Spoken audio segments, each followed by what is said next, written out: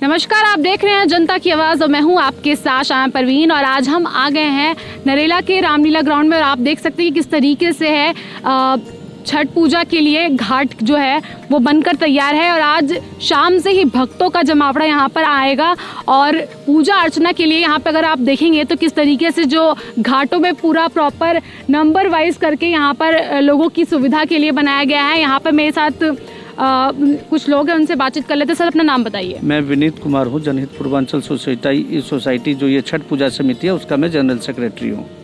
Sir, जो आज शाम से ही भक्तों का जमावड़ा यहाँ पर लगेगा तो क्या कहना चाहेंगे? देखिए, आज खरना का त्योहार है। यहाँ पे आज तालाब की पूजा होगी क्योंकि आर्टिफिशियल तालाब है।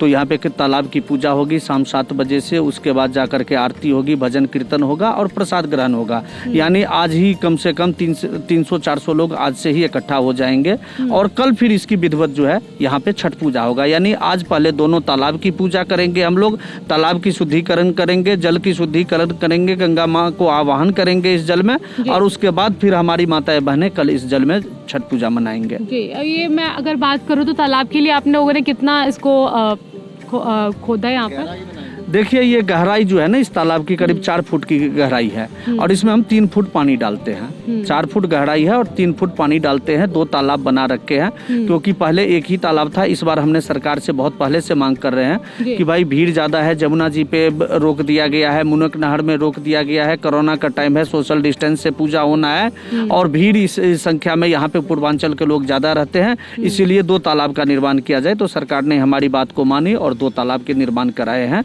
और इसी तरह से सोशल डिस्टेंस से, कोरोना प्रोटोकॉल से यहाँ पे छठ पूजा होगा। कितने लोगों की सुविधा के लिए प्रॉपर यहाँ पर आप लोगों ने जगह बनाया है? देखिए, होता क्या है कि एक परिवार में जैसे 6 से 7 आदमी है लेकिन पूजा एक आदमी करते हैं। इस तरह से हमारे यहाँ यदि आप भीड़ की गैदरिंग देखेंगे तो पूजा के समय में कम से कम 5 से 10 हजार की आदमी होती है, लेकिन पानी के अंदर में जो जाते हैं वो करीब 500 से 700 आदमी जाते हैं महिला, और उसमें भी ज्यादातर महिलाएं भी होती है। और इस त्योहार की कई सारी परंपरा है।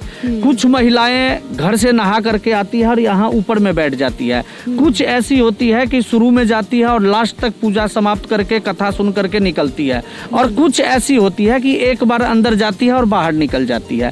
तो यानी ये पूजा अलग अलग क्षेत्र में, क्योंकि ये बहुत विशाल क्षेत्र में पूजा होती है। पूर्वांचल के क्षेत्र में यानी मिथिलांचल की अलग परंपरा है, पूर्वांचल की अलग परंपरा है, यूपी बिहार झारखंड 3 स्टेट इसको मनाती है, अब दिल्ली भी मनाने लगे हैं। तो अलग अलग तरीके से होती है। तो इसलिए हमें उम्मीद है और आज तक ना कोई दिक्कत हुआ है, हमें विश्वास है कि आज भी दिक्कत नहीं होगा। तो आप लोगों ने किस तरीके से यहाँ पे सुविधा के लिए और क्या क्या चीजें लोगों के लिए अलॉट कर रखा है? जैसे कि भक्तों के रहने के लिए टेंट वेंट लगाए हैं, क्या चीजें? देखिए, सबसे पहले ये हमारा मेन गेट है। यहाँ से लोग आएंगे, इस पंडाल में जाएंगे, यहाँ पे हम उन लोगों का टेम्परेचर चेक करेंगे, मास्क चेक करेंगे, सैनिटाइज करेंगे। उसके बाद पैदल यात्री यहाँ से अंदर आएंगे। उसके बाद उनको देखिए घाट दिया गया है नंबरिंग से। जितने नंबरिंग की घाट आपको कूपन आज से 4 बजे से बंटना चालू हो जाएगा। कूपन के हिसाब से किसी के लिए कोई चार्ज नहीं है, किसी के लिए कोई नहीं है। पहले आओ पहले पाओ, यानी आप आइए केवल कूपन ले जाइए, क्योंकि जिससे कि व्यवस्था अच्छी हो। ऐसा ना हो कि मान लो हमें पता नहीं चले